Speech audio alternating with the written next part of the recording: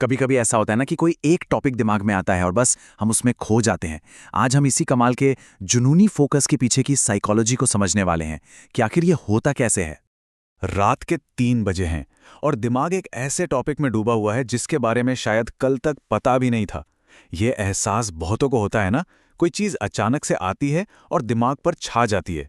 बाहर से देखने वालों को लग सकता है कि अरे ये तो बस एक डिस्ट्रैक्शन है, एक अजीब सा ऑब्सेशन। लेकिन असल में इसके पीछे एक पूरा साइंस है। लेकिन क्या हो अगर ये कोई प्रॉब्लम हो ही ना? क्या हो अगर हम इसे देखने का नजरिया ही बदल दें? साइकोलॉजी कहती है कि जब कोई दिमाग इस तरह किसी टॉपिक की गहराई में उतरता है तो ये ध्यान भटकना नहीं है, बल्कि ये एक डीप डाइव ब्रेन की निशानी है। मतलब ये कोई कमी नहीं, बल्कि सोचने का एक बहुत ही यूनिक तरीका है। तो चलिए थोड़ा और गहराई में चलते हैं। शुरुआत करते हैं इसके बायोलॉजिकल कारणों से, क्योंकि ये सिर्फ एक आदत नहीं है। कुछ दिमाग बने ही ऐसे होते हैं। हाँ, ये समझना बहुत ज़रूरी है कि ये जो डीप डाइव वाली बात है, ये सिर्फ किसी की पर्सनैलिटी का हिस्सा नहीं है। इसकी जड़ें बायोलॉजी में हैं, बहुत गहरी। ये दिमाग के अंदर चलने वाला एक खास प्रोसेस है जो कुछ लोगों में बाकियों से ज़्यादा एक्टिव होता है। और इस पूरे प्रोसेस के सेंटर में है क्यूरियोसिटी रिवॉर्ड सिस्टम। नाम थोड़ा टेक्निकल है पर आइडिया बड़ा सिंपल है। जब भी कुछ नया सीखते हैं तो ब्रेन एक केमिकल रिलीज करता है, डोपामीन, और डोपामीन से मिलती है खुशी। तो बस ये एक पावरफुल साइकिल बन जाता है जो ज्ञान की भूख को और तेज कर देता है। तो इस डोपामाइन रिवॉर्ड का असर क्या होता है? असर ये होता है कि सीखना कोई बोझ नहीं लगता, बल्कि एक एक्साइटिंग गेम बन जाता है। जानकारी पाने की एक इतनी ज़बरदस्त ड्राइव पैदा होती है कि उसे रोकना मुश्किल हो जाता है। एक तरह से ये ब्रेन की इंटेलेक्चुअल स्टिमुलेशन, मतलब बौद्धिक उत्तेजना की एक बायोलॉजिकल ज़रूरत पूरी कर रहा होता है। ठीक है, तो बायोलॉजिकल पार्ट तो समझ आ गया। अब देखते हैं कि ये डीप टाइप ब्रेन सोचता कैसे है। इसकी कॉग्निटिव क्वालिटीज़ क्या हैं?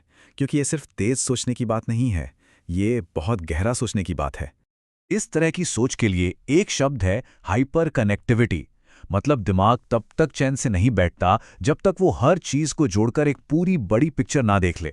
ये वो कनेक्शंस देख लेता है जो अक्सर बाकी लोगों को नजर नहीं आते। तो एक हाइपर कनेक्टेड दिमाग काम कैसे करता है? देखिए, इसमें एक ख्याल से 10 नए ख्याल निकलते हैं। ये सिर्फ फैक्ट्स रटने से खुश नहीं होता। इसका ऑब्सेशन होता है ये जानने में कि चीजें असल में क्यों काम करती हैं। और ऐसे ही ये समझ का एक पूरा जाल बुन लेता है। और एक और बहुत खास बात है कॉग्निटिव रिफ्लेक्शन, यानी संज्ञानात्मक चिंतन।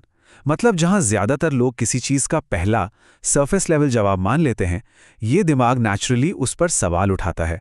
ये हमेशा उस क्यों के पीछे जाता है जो किसी भी सिस्टम या ट्रेडिशन के पीछे छिपा होता है। और इसका प्रोसेस भी बड़ा सीधा सा है।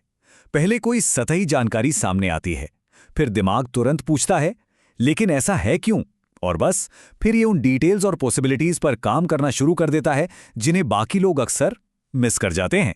अच्छा, तो अब बात करते हैं कि इस तरह की सोच का रियल वर्ल्ड में क्या असर होता है, और देखते हैं कि जिसे लोग अक्सर केओस या अराजकता समझते हैं वो असल में कुछ और ही है। ये कोड देखिए, ये हमारे सोचने के तरीके को चैलेंज करता है। जो दूसरों को इनकंसिस्टेंसी लगती है वो असल में मेंटल एफिशिएंसी है। मतलब जो चीज बाहर से मेसी या डिसऑर्गेनाइज दिख रही है, हो सकता है कि वो उस दिमाग के लिए काम करने का सबसे एफिशिएंट तरीका हो। इस आइडिया को कहते हैं सिलेक्टिव ऑर्गेनाइजेशन। सीधी भाषा में इसका मतलब है अपनी सारी मेंटल एनर्जी उन चीजों पर लगाना जो सच में मैटर करती हैं, जैसे कोई बड़ा आइडिया या कोई सिस्टम, और जो सतही चीजें हैं उन्हें इग्नोर कर देना। इसका सबसे कॉमन एग्जाम्पल एक मेसी डेस्क। बाहर से देखने वालों को लगेगा कि सब कुछ बिखरा पड़ा है, केओस है, लेकिन हकीकत में ये इस बात का सिग्नल हो सकता है कि डीप वर्क को छोटे मोटे कामों जैसे डेस्क साफ करने से ऊपर प्रायोरिटी दी जा रही है। ये भी मेंटल एफिशिएंसी ही है। और ये सब हमें हमारे आखिरी और शायद सबसे इंपॉर्टेंट पॉइंट पर लाता है, ये समझना कि सोचने का ये तरीका असल में एक कितनी कीमती एसेट है। जरा इस बात पर गौर कीजिए। ऐसा दिमाग सच्चाई के लिए बना होता है, पॉपुलैरिटी के लिए नहीं। इसकी मेन मोटिवेशन सच ढूंढना होता है, ना कि बस जो पॉपुलर ओपिनियन है उसके साथ बह जाना। और यहीं से मिलती है कॉग्निटिव इंडिपेंडेंस, मतलब दुनिया भर के शोर से इन्फ्लुएंस हुए बिना अपने खुद के व्यूज बना पाने की काबिलियत। और यही चीज किसी के पर्सपेक्टिव को इतना रेयर और इतना पावरफुल बनाती है। तो अगर कभी ये महसूस हो कि ये जुनून, ये डीप डाइव्स बाकियों से अलग बनाते हैं, तो बस ये याद रखिएगा, ये कोई कमी नहीं है। ये एक ऐसा नर्वस सिस्टम है जो स्मॉल टॉक के बजाय गहराई ढूंढने के लिए बना है। ये एक नेचुरल अडैप्टेशन है। और मैं आपको इसी एक सवाल के साथ छोड़कर जाना चाहूंगा। क्या हो अगर जिसे हम अक्सर अपनी सबसे बड़ी अजीब आदत या कमी मानते हैं, वही असल में हमारी सबसे बड़ी ताकत हो? इस पर जरूर सोचिएगा।